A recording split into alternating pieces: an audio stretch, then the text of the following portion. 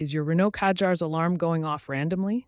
The most common culprits are the bonnet switch, interior sensor, and battery. A faulty bonnet switch, often due to corrosion or misalignment, can send false signals. To start, visually inspect the bonnet switch for corrosion or damage. Try cleaning it.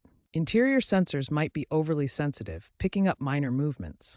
Next, reduce sensitivity on your interior sensors if possible, or ensure nothing is moving inside the car. A weak or failing battery, especially in older models, 2015-2023, can also trigger alarms.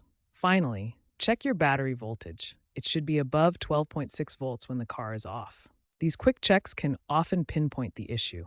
Many Kadjar owners resolve alarm issues with DIY fixes.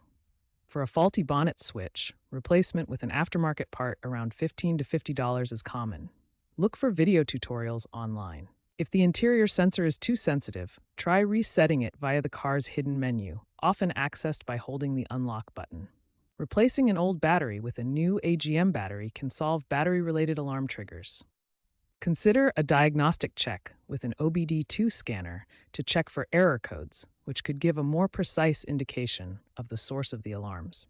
However, if you're uncomfortable working on your car's electrics, or if the problem persists after these steps, it's best to consult a professional mechanic.